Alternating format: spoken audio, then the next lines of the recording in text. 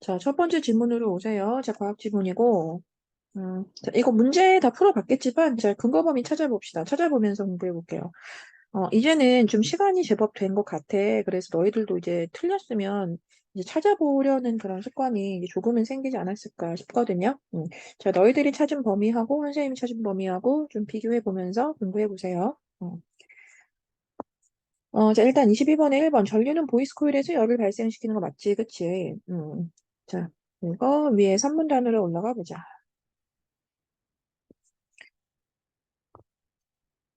자, 3문단 보면은 여기에서, 음, 뭐 이런 지점? 그 폴피스는 전류가 흐르면서 보이스 코일에서 발생하는 열을, 자, 보이죠? 자, 전류가 흐르면서 이 보이스 코일에서 발생하는 그 열이 있는데, 자, 그것을 뭐 분산시키고 식혀주는 역할을 한다. 뭐 이런 얘기가 나온 거라서, 일단 이 지점하고 연결했을 때, 아, 그렇구나. 이제 전류가 흐르면 보이스 코일에서 열이 발생하는구나. 자, 그런데 폴피스가 그것을 식히는구나. 자, 이렇게 되잖아. 그래서 여기가 이제 이렇게 1번 근거 범위 될 것이고요. 자, 그 다음에 그 2번 보이스 코일과 보빈이 움직이는 방향은 똑같다. 자, 이것도 이제 같은 문단인 것 같은데 좀 위로 올라오면 자, 이런 거. 즉 보이스 코일은 보빈에 감겨 있는 도선이다. 그치? 그래서 이 코일에 전류가 흐르면 이 보이스 코일을 위아래로 움직이게 한대요. 음. 뭐 이런 것도 뭐 연결해도 돼요. 자, 보이스 코일에 고정되어 있는 보빈은 자, 그렇게 해서 계속 같은 그 위아래의 방향으로 움직이게 된다. 자, 이런 얘기거든. 그래서 얘네는 붙어 있는 애들이잖아. 아시겠죠? 자, 그래서 움직이는 방향은 동일하다. 자, 이렇게 얘기해 줘야지. 자, 그 다음에 이 전류의 방향이 변하지 않으면 소리를 재생하지 못한다. 음, 자, 이것도, 이거 다음 문단 정도에 있던 것 같아요. 자, 다음 문단 볼게요. 자, 4문단.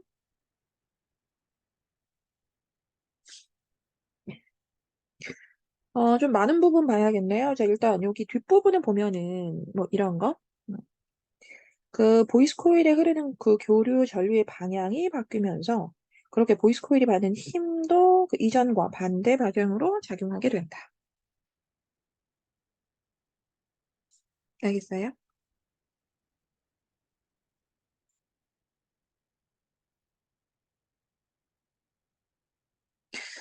자, 그래서 그렇게 되면 진동판이 위아래로 반복 운동을 하면서 소리가 재생되는 것이다. 됐죠? 음. 자, 그래서 뭐 이런 지점들을 묶어서 이렇게 자, 근거 범위 얘기할 수 있고. 자, 그 다음에 이 보이스 코일에 전류를 흘려주면 이 보이스 코일이 힘을 받는다. 라고 했는데, 그 힘을 받는다? 자, 이것도 그 위에서 연결할 수 있을 것 같아요. 일단, 이 보이스 코일이 위아래로 계속 반복하여 움직이면서 진동판을 진동시켜야 한다. 자, 보이시죠? 음. 자, 그렇게 해서 이 반복 운동 자체가 전류의 방향을 계속해서 바꾸는, 자, 그런 교류 전류를 보이스 코일에 흘려주기 때문에 결국 이게 이루어지는 것이다. 음. 자, 그래서 이 보이스 코일에 전류를 흘려주면 결국 보이스 코일이 힘을 받는 거야 라고 하는 거 연결할 수 있고. 아시겠죠? 음. 자, 그렇게 답은 뭐 근거 범위 찾을 수 없는 5번이 되고. 자, 그 다음에 이제 이거 이제 각 부분하고 연결하는 건데요. 이제 대부분 좀 산문단하고 연결할 수 있을 거예요. 자, 보자. 자, 일단 이거 1번 맞는 거잖아. 그치? 자, A가 뭐였냐면 댐퍼였어요. 그쵸? 그럼 댐퍼는 그 프레임에 보빈을 지지시켜서 보이스 코일의 중심을 잡아주는 거 맞니? 자, 했는데, 그렇죠. 자, 왼쪽에 보면 댐퍼는 스피커의 외형을 이루는 단단한 프레임에 보빈을 지지시켜서 보이시죠? 자, 그렇게 보이스 코일을 위아래로 막 잘 움직일 수 있도록 중심을 잡아준다. 자, 이렇게. 23번에 1번 연결할 수 있고. 자, 그 다음.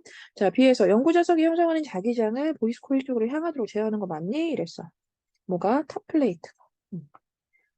자, 탑플레이트는 이러한 역할을 하는 게 맞냐? 이랬는데, 이것도 그 왼쪽. 내용 어렵다고 생각하지 마시고, 이제 읽을 때는 좀 어려움을 느낄 수도 있어요. 그런데 이 문제를 막상 풀 때는 이제 그 왼쪽과 같은 이야기를 그대로 연결해서 찾게 하는 경우가 많기 때문에, 사실 뭐 아주 문제를 푸는데 어려움을 겪거나 뭐 그렇지는 않길 바래요. 자, 그래서 뭐 이것도 탑플레이트는 뭐 바로 얘기해 줄 겁니다. 탑플레이트는 그 자기장을 보이스 코일 방향으로 제어하는 역할을 합니다. 자, 이렇게. 자, 바로 나와 있었죠. 자, 그 다음에 이제 3번 답이었죠. 그쵸? 3번 뭐 연결해 볼 수 없으니까 답이고요. 그 다음에 그 4번에 그 D를 보면 그 보이스 코일이 받는 힘을, D가 뭐지? 보빈입니다. 우리 아까 많이 읽었던 지점 같은데, 자, 보빈은 그 보이스 코일이 받는 힘을 진동판에 전달해서 그 진동판을 진동시키는 게 맞냐라고 했는데, 자, 이 얘기 좀 전에 읽었던 거 기억납니까? 음, 음, 뭐 똑같네요. 그래서 일단 이 보빈은, 음, 뭐 아까 읽었던 지점하고 동일해요. 그래서 보이스 코일을 위아래로 움직이게 한다. 보이스 코일에 고정되어 있는 이 보비는 보이스 코일이 받는 힘을 그대로 전달해서 소리를 재생시키는 거다. 뭐 이렇게 되어 있죠. 그렇죠? 자, 그만 찾을게요. 자, 여기에서 그 23번에 4번 연결할 수 있고. 음. 자, 그 다음에 그 24번 같은 경우가 이제 우리가 그 왼쪽 지문을 막 읽다 보면은 그 마지막 지문 한번 설명해 볼게요. 마지막 그 문단. 마지막 문단을 좀 보면은 이런 얘기가 있어. 한편 자기장과 전류의 세기가 커짐에 따라서 보이스 코일에 작용하여 진동판을 진동시키는 힘도 커지는데 그런데 이 연구자 속에서 형성되는 그 자기장의 세기는 항상 일정해서 스피커에서 재생되는 그 소리의 크기는이라고 해서 이런 걸 처음 얘기해 준 거거든요. 그래서 그 스피커에서 재생되는 그 소리의 크기는 결국 보이스 코일에 흐르는 이 전류의 변화에 따라 달라져라고 했거든. 그 위의 지문에서는 이제 주로 어떤 얘기를 했다고 사실 해야 되냐면, 그 일단 우리가 지금 주로 읽은 게 3문단이니까요. 그 3문단 같은 경우에 만약에 딱 읽었잖아. 그럼 3문단에서 무슨 내용 이야기했다고 해야 돼? 이 다이내믹 스피커의 그 내부 구성, 그리고 그 구성품들의 각각의 역할, 자, 이런 얘기를 했다고 해야 되거든? 그치? 자, 그러면 이제 사문단에서는 무슨 얘기를 했다고 해야 되는 거니? 자, 이거는 그렇게 해서 소리가 나게 되는 거야. 자, 이렇게 소리가 나는 그 원리에 대해서 얘기했단 말이야. 사문단에서. 그래서 이 오문단에는 이런 얘기가 처음 나왔다고 하는 거야. 그래서 오문단에는 결국, 그 소리의 크기 조절도 가능한데, 자, 그것은 뭐다? 이 보이스 콜에 흐르는 전류의 변화에 따라 달라지는 거구나. 자, 이렇게. 즉, 마지막 문단에는 애초에 그 소리의 그 세기와 관련된 내용을 얘기했단 말이지. 알겠죠? 음. 자, 그런 다음에 이제 24번에 그 보기를 막 읽다 보면은, 이런 얘기가 있다는 거예요. 즉, 대체 우리가 그 기억에 들어갈 내용이니까 이 결국 저음에 해당하는 전류를 어떻게 해야 저음을 강화하는가. 자, 이거. 그래서 그 저음을 강화한다라고 하는 걸 그 저음을, 그 특정한 음을 어떻게 해야 더 세게 낼 수 있게 되는가거든.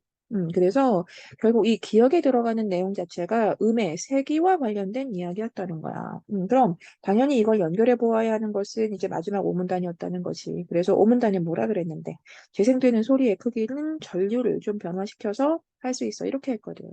알겠니? 그래서 이 전류의 세기를 변화시켜서라고 했기 때문에 결국 그것과 연결해 볼 수 있는 건 너무나 단순하게 답은 1번 이렇게 되는 거예요. 아시겠죠? 음. 자, 그 다음 지문으로 갑시다.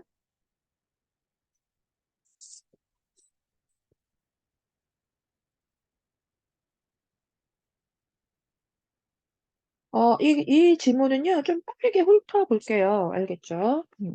자, 일단 처음에, 자, 금융상품에 그런 유형들이 있대요. 자, 금융상품은 이제 이런 것들이 있대.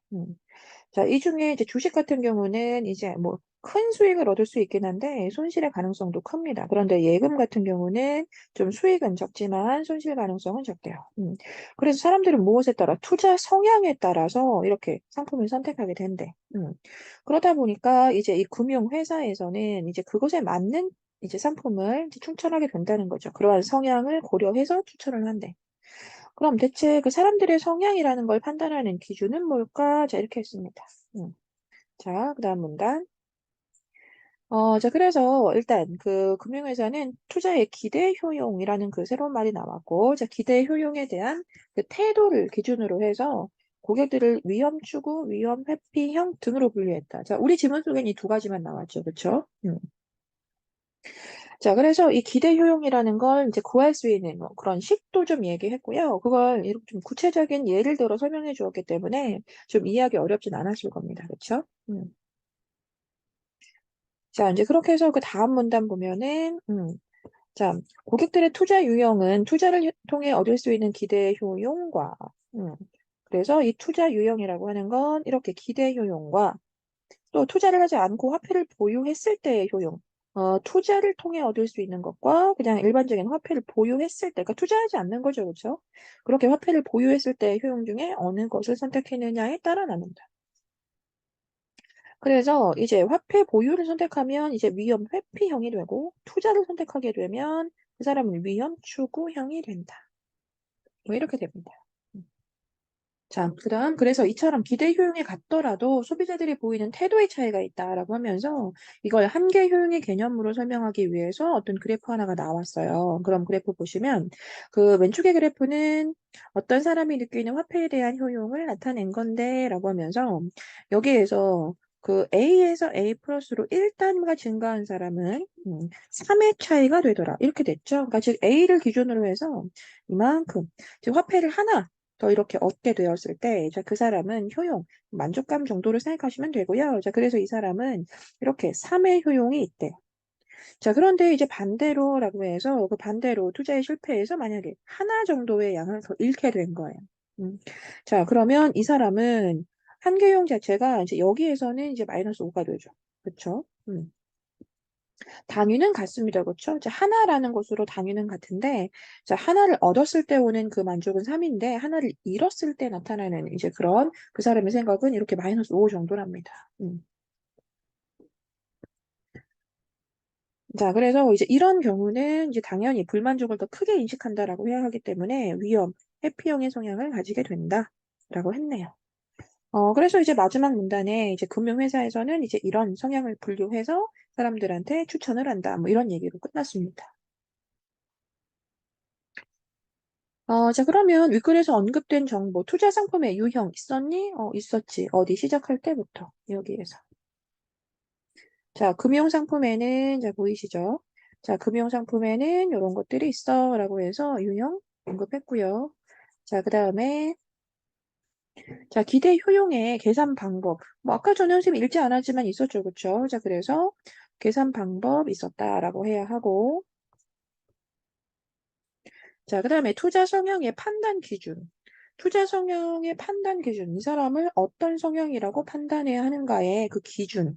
어디 있다고 해야 돼? 자, 아까 체크했던 부분이긴 한데, 뭐, 이렇게 해서, 뭐, 아까 읽었지만, 다시, 투자보다 화폐 보유를 선호하면 위험의 피형, 투자보다 화폐 보유를 더 선호하면 위험의 피형이고, 그 다음에, 뭐, 투자를 통한 이제 그런 어떤 기대 효용을 더 선호하면 위험, 여기, 알겠죠? 그래서 이 지점에서 판단 기준 26번에 3번 나오고. 자, 그 다음에 4번 투자 성향의 분류 효과. 자, 이렇게 투자 성향을 분류했을 때 얻는 효과는 무엇인가? 자, 마지막 문단에 나와 있죠. 이렇게 되면 금융회사는 더 많은 고객들과 더 많은 투자 자금을 유치할 수 있게 됩니다. 자, 이거. 4번이었구나. 아시겠죠?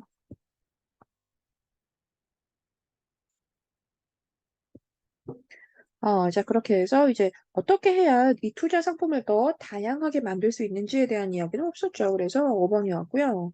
자, 그 다음에 이제 기업과 같은 이 투자 성향을 가진 사람을 이렇게 그래프로 표현을 해봐라 이랬는데, 이것도 어렵진 않아, 얘들아. 자, 일단 기억은 어디지?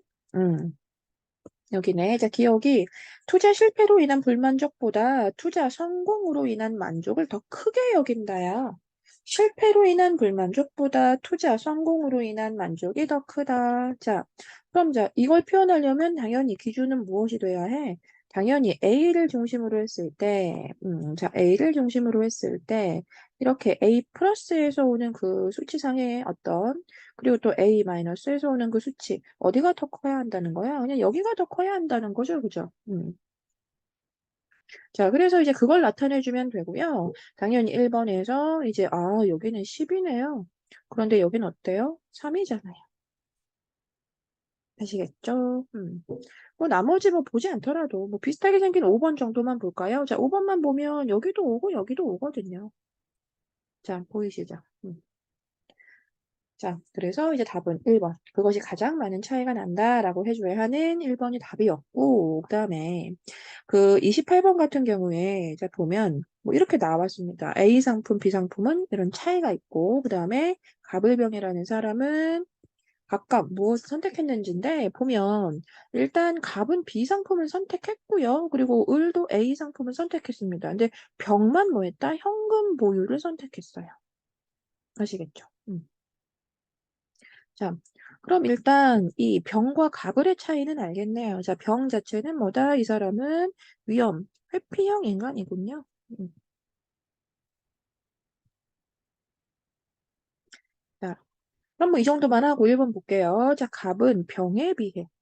자, 갑은 병에 비해 손실 위험이 있더라도 수익을 얻을 수 있는 투자 상품을 선호했잖아. 그치? 아시겠죠? 자, 그 다음에 이 갑과 을은 화폐를 보유하기보다는 이 투자를 통해 얻는 기대 효용을 선택한 거잖아요. 아시겠죠? 이 상품 투자를 선택했죠. 알겠죠? 이렇게 이 사람들은 이 투자를 선택했고 병은 현금 보유를 선택했다. 그러니까 갑과 을은 화폐를 보유하기보다 투자를 통해 얻는 것을 선택한 것입니다. 그 다음 을은 갑에 비해 자 이제 둘을 가지고 비교했는데 을은 갑에 비해 투자할 때 위험을 더 추구하는 성향이야 라고 했거든. 그럼 이건 그 위에 표에서 봐줘야겠는데 그 위에 표에 보면 어때요? 위에 나와 있는 내용 보면 이 둘 다 지금 투자를 선택한 건 맞아. 그런데 A 상품은 투자 수익은 큰 반면에 그 확률은 좀 낮습니다. 그 확률은. 즉 실패 확률이 더 크죠. 그런데 B 상품 같은 경우에는 A하고 비교했을 때 이렇게 투자 수익은 좀 떨어지지만 그것이 이렇게 실제로 이제 얻을 수 있게 되는 그 확률은 좀 더 높은 편이에요. 자, 그런데 그 상태에서 이제 갑은 B를 선택했다는 거야. 그럼 둘을 가지고만 보면 누가 더 위험을 여기에서 회피한다고 해야 하니 여기에서 B 상품을 선택한 이 갑이 을에 비하면 좀 더 위험을 회피한다고 봐야겠지. 알겠니? 그래서 이제 반대로 이 을은 갑에 비해서 위험을 더 추구하는 성향이야 라고 하게 됩니다. 자, 그 다음 4번 병은 갑과 다르게 병하고 갑 비교했네. 자, 병은 갑과 다르게 A 상품이 이 B 상품보다 투자 실패 확률이 더 크다고 보겠다. 자, 일단 A 상품 자체가 B 상품보다 투자 실패 확률이 더 큰 거는 어때요? 맞아요? 맞아요. 그쵸? 자, A와 B를 갖고 보았을 때 A 자체가 B보다 투자 실패 확률이 더 큰 건 맞잖아요. 그쵸? 그래서 이 A 같은 경우는 어쨌든 수익이 더 큰 반면에 그걸 얻을 확률은 20%밖에 되지 않기 때문에 결국 A 자체가 투자 실패 확률이 더 큰 거는 맞아. 음. 자, 그런데 갑과 달리라고 하니 지점. 이 투자 실패 확률이라고 하는 것은 이건 사람마다 달라지는 게 아니잖아. 음. 즉, 투자 실패 확률은 이건 정확한 수치로 고정되어 있는 거죠. 정확한 수치로 이제 나온 그 고정값입니다.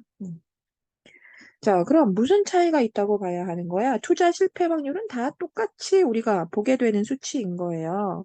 자, 그런데 뭐가 다른 거야, 결국? 엄마야, 화면이 까매졌어. 됐다. 자, 이것은 이제 다 같은데, 결국 그것을 어떻게 대하는지에 대한, 즉 그것에 대한 무엇이 다르다. 성향이 다르다. 성향 차이다. 이렇게 돼야 되잖아. 알겠니? 자, 그래서 이 병 같은 경우에는 이제 애초에 위험, 기피형이기 때문에 이제 결국 선택을 하지 않는 거죠. 그런데 갑 같은 경우에는 병에 비하면 좀 위험을 추구한다고 해야 하죠. 그쵸? 자, 그래서 그것에 대한 성향 차이가 있기 때문에 내가 선택하거나 선택하지 않게 되거나, 자, 이렇게 되는 거지. 여기에서 투자 실패 확률 그 자체를 다르게 보는 건 아니다. 알겠어요?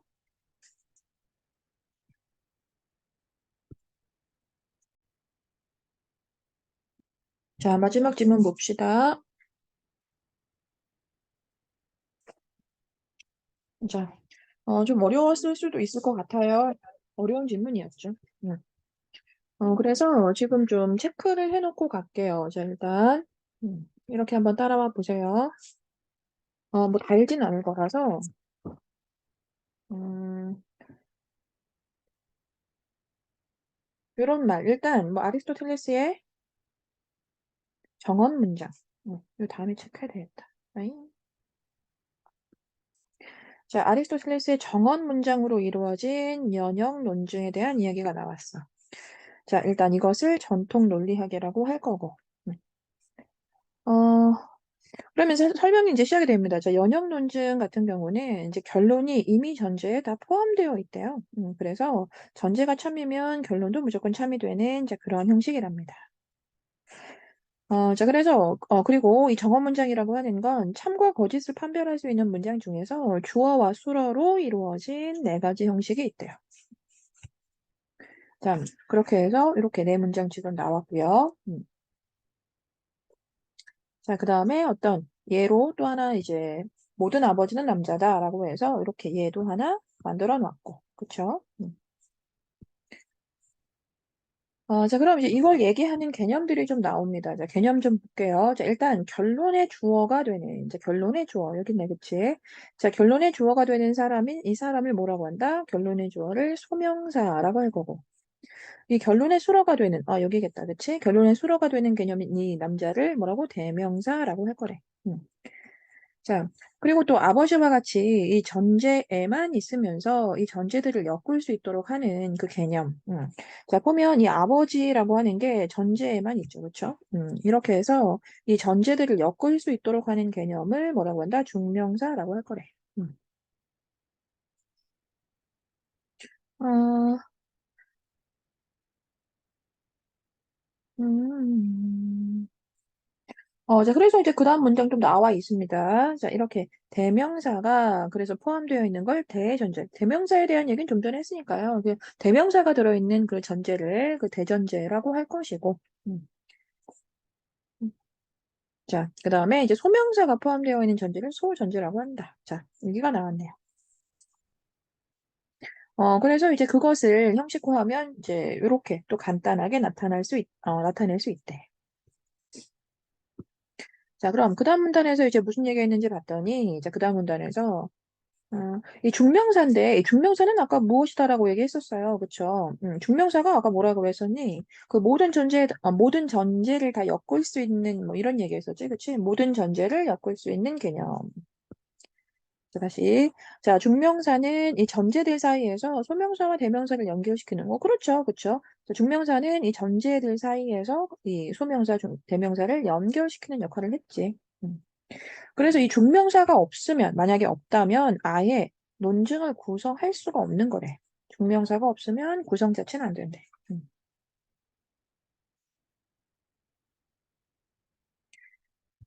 자, 그래서 이제 결론에 SP 배열은 고정되어 있는 게 맞는데, 전체 같은 경우에는 좀 배열이 자유로워서, 뭐 다양한 이제 그런 뭐 종류가 나올 수 있다. 자, 그래서 정원 3단 논증에 네 가지 유형이 나올 수 있다. 자, 이런 얘기가 나왔네요.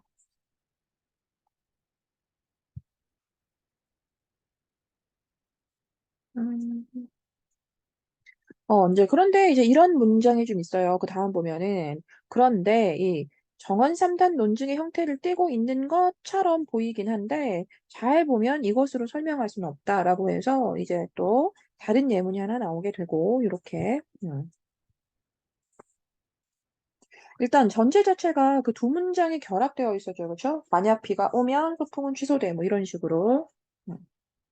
그리고 전제 2 같은 경우는 이렇게 전제 1의 그 부분, 즉 전제 1을 구성하고 있는 문장을 가지고 왔었고요. 그리고 남은 결론은 그 나머지 부분이었죠. 결론 자체가. 아무튼 그래서 이런 문장을 만들면 사실 전통 논리, 지금까지 본 게 이제 전통 논리학이었잖아요. 이 전통 논리학으로는 이 문장을 제대로 분석할 수가 없게 된대요. 자, 그래서 이제 20세기에 논리학자 프레게는 이라고 해놓고 이것은 한계가 있음을 지적하게 됩니다. 자, 그래서 이제 새로운 명제 논리학을 제안하게 됐다. 자, 이렇게 해서 명제 논리학이라는 새로운 개념이 나왔고요. 자, 명제란 참과 거짓을 판단할 수 있는 문장이다. 자, 이런 얘기가 나왔네요. 전통 논리학에서는 정언 문장을 명사 단위로 나누어서 분석한 거 맞지, 그치? 그 다음 문장 보면. 자, 그런데 이 명제 논리학에서는 명제 자체를 논증의 기본 단위로 삼는데. 자, 명제 자체를 논증의 기본 단위로 삼는다. 그래서 이걸 가지고 또 설명을 하기를 이제 뭐 이런 거 더 이상 분해할 수 없는 명제를 단순 명제라고 할 것이고, 그래서 뭐 이런 식의 이제 기호로 표시가 될 것이고, 그 다음에 이제 여기에 그 논리적 연결사라고 해서 여기 보이죠, 그렇죠? 이런 연결사들, 의미는 오른쪽에 나와 있고, 자, 이런 논리적 연결사를 통해서 뭘 만든다? 복합 명제를 또 만들게 된대요. 그래서 이 지분이 좀 어렵게 느껴졌을 수 있지만 상당히 자세하게 진짜 하나하나 다 풀어 설명해주고 있는 그런 지문이야, 얘들아. 음. 자, 뭐 아무튼 그래서 그 다음 문단에 만약에 전제 1에서 비가 온다, 소풍은 취소된다. 자, 이 두 개의 단순 명제를 이렇게 복합 명제로 연결을 했잖아요. 자, 그래서 일단 있는 그대로 읽어볼게요. 자, 이렇게 비가 온다, 소풍은 취소된다의 두 개의 단순 명제가 연결된 복합 명제였고, 전제 1은 자, 그래서 이 각각을 그리고 단순 면제 이 P와 Q는 만약 뭐뭐이면 뭐뭐이다에 해당하는 그 논리적 연결사 무엇을 요거를 또 쓸 수 있다. 이 얘기죠.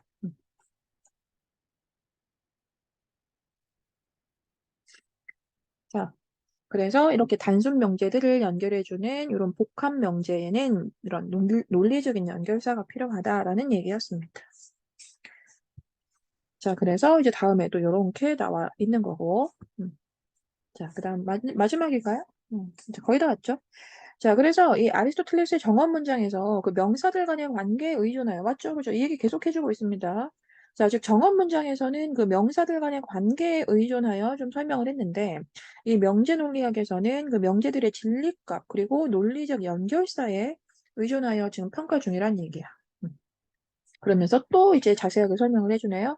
자, 가령 이런 연결사들, 또 기억납니까? 저 위에 있었는데, 이게 또는이었나요? 그쵸? 맞네. 또는이었죠.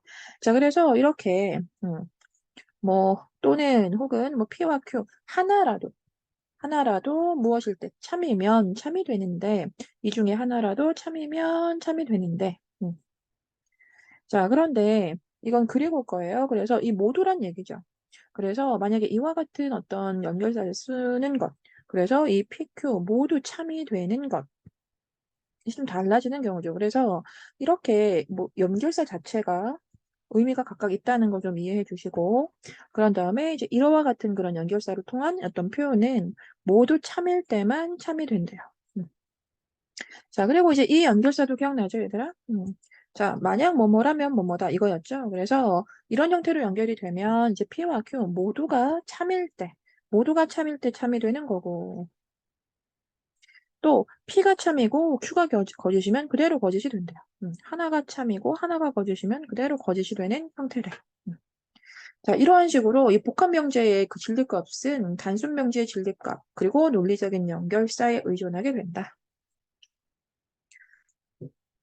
자, 그리고 이제 그 오른쪽에 그 4-1 문장을 얘기할 때 이렇게 전제 2가 전제 1의 선행 조건인 P를 긍정함으로써 또 역시나 Q가 성립된다는 논증인데, 자, 이런 경우를 우리는 전건 긍정이라고 한다. 자, 이제 이런 것들 다 외울 수는 없고요. 우리가 문제 풀 때 이제 이런 것들을 요구하는 이제 그런 걸 만나면 그때 와서 좀 자세하게 봅시다. 자, 명제 논리학은 정언 문장만을 분석의 대상으로 삼는 전통 논리학에서 다루지 못한 것들까지 포함시켰다. 맞죠? 그쵸?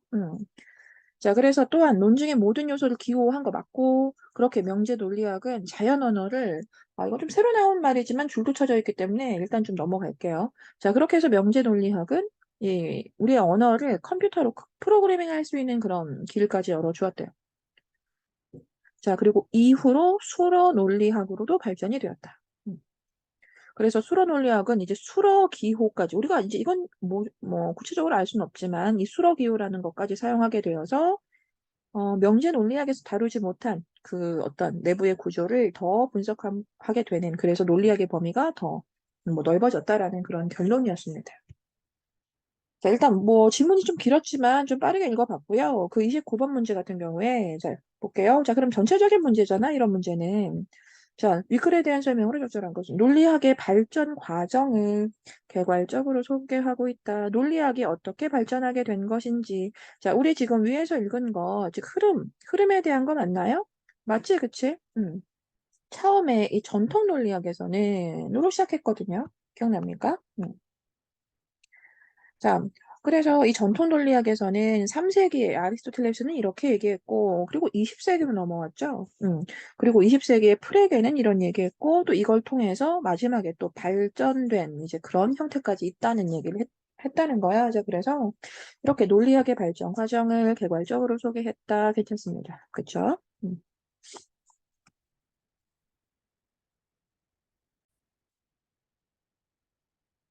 자, 그다음 윗글의 내용과 일치하지 않는 게 뭐냐, 자, 이건데, 자, 이거 이제 선택지 연결을 좀 해볼게요. 자, 1번에 그 연역 논증에서는 전제가 참이면 결론이 참이 되는 거 맞죠? 찾으러 가보자. 앞부분이었던 것 같거든요.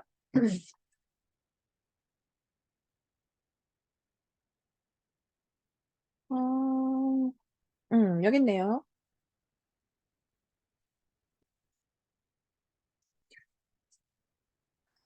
자, 이 문단에 그 전제가 참이면 결론이 반드시 참이 되는 형식의 논증을 말하는 거다. 연역 논증이란 이거다. 자, 보이시죠? 그래서 이 지점에서 30번이었나요? 30번에 1번. 선택지 근거 범위. 네, 그 다음에 그 2번 읽어보면 전통 논리학은 또 전통 논리학 얘기인데 그 정언 문장을 명사 단위로 분석한다.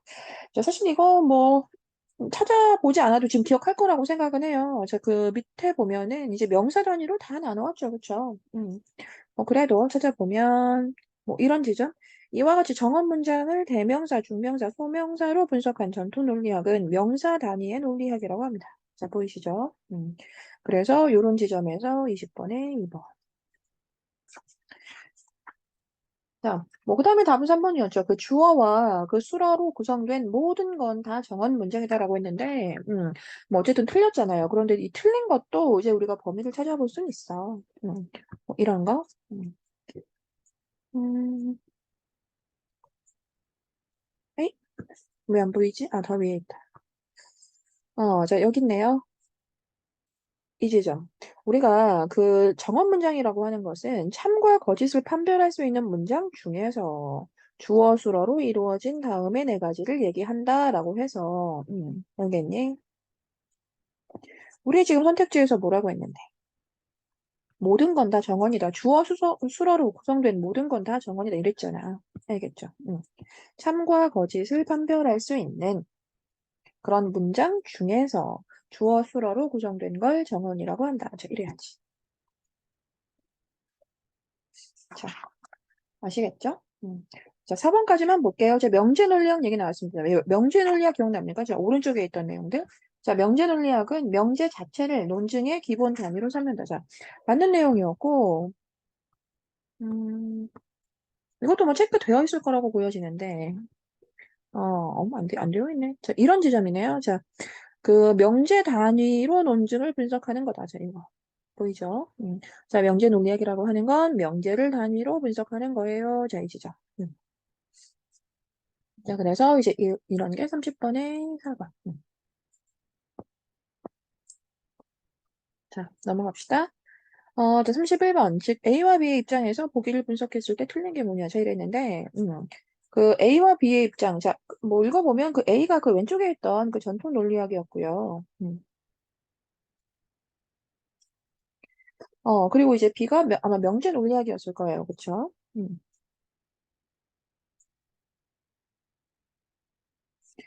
자, 그럼 이제 연결을 해보자. 자, 1번에 그 A, 기억에서 모든 생명체는 죽는 존재이다라고 할 수 있다. 그러니까 이와 같은 것에 사실 그 1번 같은 거는 뭐 솔직히 선생님이 설명하지 않아도 이제 이걸 이해하기 어렵진 않을 것 같아요. 여기에서 이렇게 명사 단위로 이렇게 끌어내는 것 자체가 이제 기본적인 그 전통 논리학의 포인트니까 뭐 그렇죠. 그래서 이렇게 해서 이제 주어 서술어에 어떤 표현이 들어가는 것을 우리가 포인트로 잡아주는 거. 뭐 맞는 내용이고. 자, 그 다음에 이제 2번부터 잘 보면 이제 기억에서 생명체는 전제에만 나타나므로 중명사이다. 자, 이거 범위 확인하지 않아도 괜찮겠어요? 자, 중명사. 자, 전제에만 나타나는 거 중명사. 자, 이 전제에서 생명체 기억납니까? 자, 전제에만 나타나는 것 우리가 중명사라고 하자라고 했지, 그치? 그다음에 또 결론의 주어가 되는 개념은 우리가 소명사라고 하기로 했죠. 알겠죠? 찾으러 안 가요. 알겠죠? 자, 그다음에 이제 3번 B네요. 자, 기억에서 모든 생명체는 죽는다를 만약 생명체라면 죽는 존재다라고 재구성을 하게 된다면, 자, 그렇다면 이렇게 써도 되냐라는 건데, 자, 아직 이지죠? 자, 우리 이걸 연결사라고 하잖아요. 그쵸? 자, 그러면 이것을 우리가 이와 같은 연결사로 표현할 수 있는가? 인데요. 그 연결사를 설명하는 그 지점을 한번 가보세요. 보면은 이 화살표 우리가 뭐 어떻게 설명하기로 했어? 만약 뭐뭐라면 뭐뭐이다. 이렇게 뭐뭐이면 뭐뭐다. 그치? 뭐뭐이다. 자, 즉 이 연결사 자체의 의미가 자 이렇게 풀려 있기 때문에 당연히 연결할 수 있고 자, 그 다음에 그 B, 니은의 전제 1은 복합 명제, 그리고 전제 2는 단순 명제에 해당한다. 자, 한번 가볼게요. 이 단순 명제, 복합 명제를 어떻게 얘기하고 있는가? 음,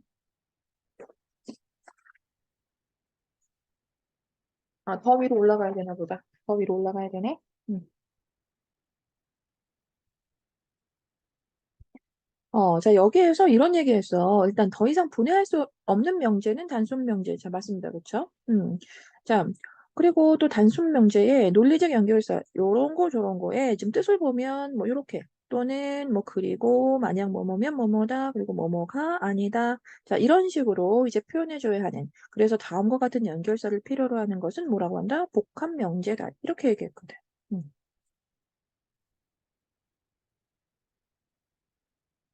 자, 그럼 니은 내용에서 이 전제 1은 복합 명제 맞니? 맞아. 네, 이라거나 라고 해서, 자, 여기에는 자, 이라거나, 자, 이거 뭐였지? 이렇게 쓸 수 있겠다, 그치? 자, 그럼 전제 2 같은 경우에는 일하지 않는다라고 했거든. 뭐뭐지 않는다. 자, 이거 혹시 복합 명제에서 이 연결사 사용해줘야 하는 복합 명제에서 자, 이런 뜻이 있었어? 있었어. 뭐였는데? 이렇게. 즉, 뭐뭐가 아니다라고 하는 것도 우리는 복합 명제다라고 했거든. 알겠어요? 자, 일하지 아니하다. 자, 그래서 이 둘 다 우리는 복합 명제로 빼줘야 합니다. 아시겠죠? 뭐 똑같은 거였네요. 자, 이렇게 5번 같은 경우에 이렇게 논리적 연결사가 필요하다. 맞는 내용이지.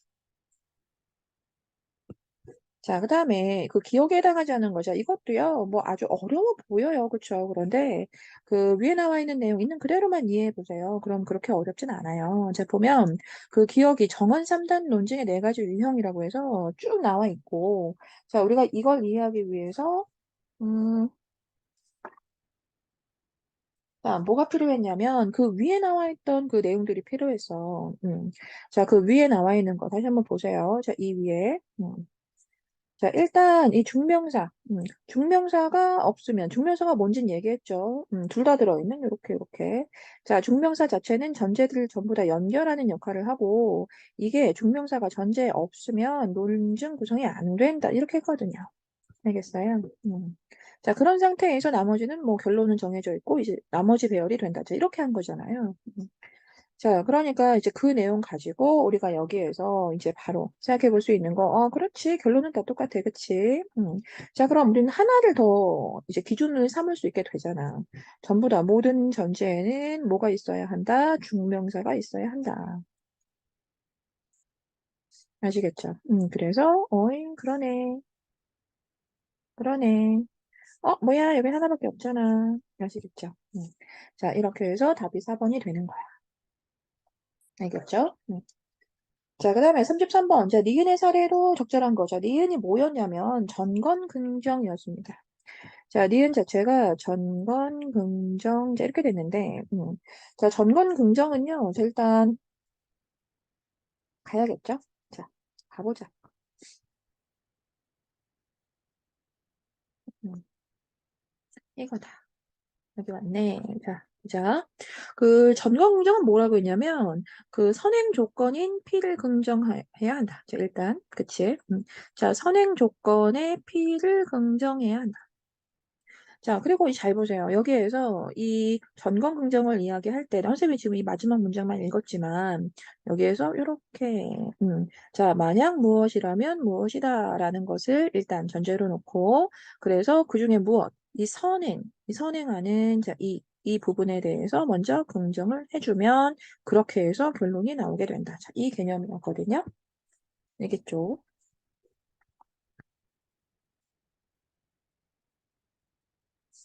자, 만약 뭐뭐면 뭐뭐다. 그래서 이 부분을 뭐 하자? 긍정하자. 자, 이렇게 된 거지. 자, 알겠죠? 음. 자, 그럼 1번에 그 차가 달리지 않으면 멈춘다. 자, 이랬어. 자, 그 중에 이제 차가 달린다라고 해서 그 선행했던 그 선행 조건, 즉 선행 조건에 대해서 긍정했다고 해야 해? 아니죠. 자, 차가 달리지 않으면 이 전제였는데 이제 여기에서는 차가 달린다라고 해서 이건 이제 P를 얘기한 건 맞아. 그런데 이제 P를 긍정한 게 아니라 이건 부정했잖아. 알겠죠? 자, 차가 달리지 않으면 이라고 하는데 차가 달린다라고 해서 이제 P 자체를 부정한 것으로 봐줘야지. 그래서 일단 여기에서는 긍정, 그래, 오케이. 뭐 같은 말이긴 합니다만 좀 더 지문의 내용을 그냥 그대로 살려서 긍정하지 않았다. 자, 그 다음, 만약 그것이 생명체라면 죽는다. 이랬어. 그런데 여기에서 그것이 죽는다라고 해서 이건 애초에 그 피의 범위를 접근하지 않았지. 그치? 자, Q를 건드렸잖아. 그치? 그래서, 자, 이건 여기에서 만약 무엇이라면에 해당하는 자, 이 P를 긍정하는 것이기 때문에 자, 이건 P 자체가 아니었고. 자, 그 다음, 비가 오면 가뭄이 끝난다 라고 했어. 비가 오면. 자, 또 어때? 근데 뒤에 가뭄이 끝나지 않는다 라고 해서, 자, 이것도 역시나 피해 범위를 얘기하지 않았고. 그리고 또 긍정도 안 했어, 중요한 건. 뒷부분이긴 한데, 자, 긍정도 하지 않았고. 자, 그래서 교실 청소가 끝나면 집에 갈 수 있다. 교실 청소가 끝났다. 자, 어때? 앞부분, 즉, 피를 긍정했고. 아시겠죠? 그래서 이렇게 큐가 나오는 거지. 마지막까지 자 공부를 하면 성적이 오른다 이랬거든. 그런데 공부를 하지 않았다라고 해서 이것도 피해 범위에 대한 얘기는 맞아. 그런데 피를 긍정하지 않았지. 아시겠죠? 자 마지막 문제고요. 사실 마지막 문제는 좀 어려운 문제입니다. 어려운 문제여서 좀 힘들 수 있다고 생각합니다. 자 일단 보면은 그 보기 속에 이제 이런 말이 있어요. 그러니까 논리게이트라는 게 이제 나타난 것이 이제 명제 논리학의 착안하에 만들어진 거다. 라고 해서 일단 범위 얘기했습니다. 자, 지금 이 아래 내용은 뭐다? 명제 논리학과고 이제 연결이 될 거예요. 그래서 입력값이 1이면 자, 이건 참인 경우라고 할 것이고 그다음에 입력값이 0이라면 자, 이것은 이제 거짓인 경우다라고 할 거래요.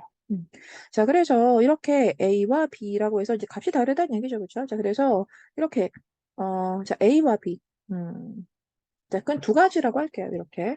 자, 이렇게 해서 입력 단자가 두 가지라고 합시다. 자, 이렇게 해서 그 논리 게이트는 두 개의 입력 단자가 있고요. 자, 각각 들어갈 수 있답니다. 이거 체크가, 안 되네. 자, 그래서 이렇게 A와 B가 있으면 이제 이것과 입력 단자는 두 가지가 있고, 그래서 출력 단자가 Y. 자, 이렇게 지금 구성되어 있는 형태입니다. 어. 자, 그리고 그 밑에 보면 이제 이것은 A와 B 중 하나의 입력값이 1이면 출력값이 1이 된대요. 자, 그래서 이 A와 B 중에 하나가 1이라면 우리는 그 1이라는 개념이 뭔지 알죠? 그 위에도 나와 있듯이 자, A와 B 중 하나가 이제 참이라면 그쵸? 자, 하나가 참이라 또 이렇게 나와? 자, 하나가 참이면 결국 참이 되는 거. 그리고 입력값이 모두 0이라면 즉 둘 다 모두 거짓이라면 그 명제값의 어떤 진리가 거짓이라면 출력 자체가 거짓으로 나오는 자 그러한 경우예요. 음. 자 그다음에 뭐 다른 경우인데요. 이제 우린 이걸 뭐라고 이제 OR 게이트라고 할 거고요. 그다음에 AND 게이트라고 해서 그 모든 입력값이 1일 때, 자 모두 참일 때, 자 모두 참일 때는 출력이 역시나 참이 되는 자 그러한 AND 게이트도 있답니다. 자, 그래서 지금 이것과 사실 연결 지어 볼 수 있는 것 자체가 어디냐면, 그 명제 논리학의 그 한 5문단 정도였을 거예요. 자, 5문단하고 자, 이 내용을 좀 유사하게 연결해 볼 수 있거든요.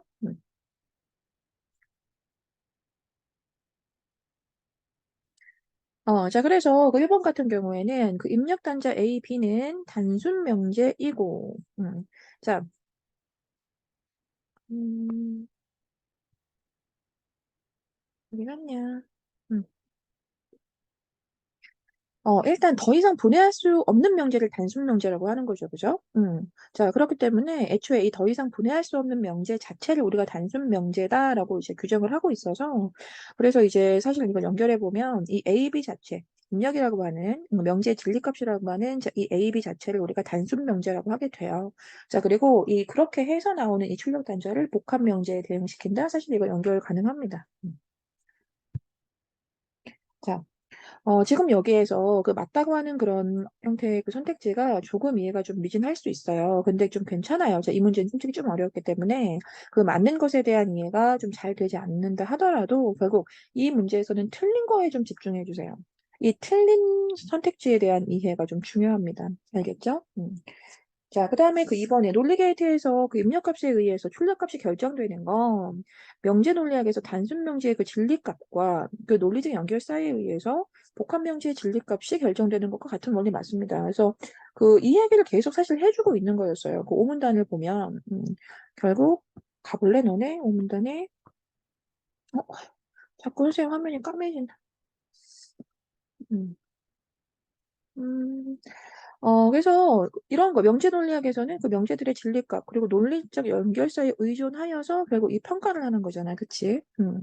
이 복합 명제의 진리값 같은 경우는 결국 단순 명제의 진리값과 논리적 연결사에 의존하는 거. 자, 이거란 말이야. 그래서 이러한 문장을 좀 연결해 보면 여기에서 결국 위와 같은 그런 프로그래밍 같은 경우는 결국 단순 명제의 진리값과 논리적 연결사에 의해 복합 명제의 진리값이 결정되는 것과 그냥 유사하다. 자, 이렇게 이야기하게 돼요. 음. 자, 그 다음에 이제 OR 게이트에서 그 A 플러스 B를 명제 논리학의 논리적 연결사로 기호화하면 자, 이렇게 된다라고 했는데, 자, 이거 의미가 뭐였지, 얘들아? 이게 또는이 되죠, 그쵸? 맞죠? 자, 그래서 일단 이 5월 게이트 같은 경우가 그렇게 지금 전제하고 있어요. 5월 게이트 같은 경우는 애초에 그 A, B 같은 경우에 하나가 무엇일 수 있고 또 뭐 다른 것이 무엇일 수 있고 이제 이렇게 이야기해 주는 거죠. 그죠? 자, 그래서 자, 이것을 연결사로 기호하면 이것은 A와 B를 이렇게 또는이라는 연결사로 이해해 줄 수밖에 없습니다. 자, 그 다음에 4번. 자, 오월 게이트는 명제 논리학에서 두 명제 중에 적어도 하나는 진리값이 참일 때, 자, 이건 그 위와 연결 가능하죠. 즉, 오월 게이트 자체는 두 명제 중 적어도 하나가 참일 때 참일 것이다. 자, 위에 나와 있었던 거. 하나 이상이 참일 때 참일 것이다. 좀 전에 체크했던 그 지점 그대로예요. 하나 이상의 입력값이 1이면 출력값이 1이 됩니다. 알겠죠? 그래서 하나의 진리값이 참이면 결국 결론은 참이 됩니다. 자, 이렇게 연결 가능하고요. 그래서 이제 그 마지막 보면 엔드 게이트에 대한 얘기 해주고 있는데 그 엔드 게이트에서 그 y가 1인 것은 자, 1이라는 것은 그 엔드 게이트를 이렇게 얘기했잖아. 그 출력값이 1인 경우에는 뭐죠? 그 둘 다 모두 1일 때라고 해주고 있기 때문에 그 y가 1인 것은 명제 논리학에서 두 명제의 진리값 중 하나라도 참이다? 아니지. 자, 엔드 게이트 같은 경우에는 어때? 모두 참이어야 되는 거잖아. 참이어야 한다. 알겠죠. 그래서 사실 이 문제가 조금은 뭐 너희들이 볼 때 난해할 수 있다고 생각해요. 자, 그런데 결국 이 틀린 선택지에 대한 아주 선명함이 있다는 거예요. 아시겠죠? 자, 그래서 반드시 5번 왜 틀렸는지에 대해서 꼭 이해가 되는 걸로, 이해가 안 되면 다시 한번 이제 듣거나 확인해 보는 걸로 합시다. 아시겠죠?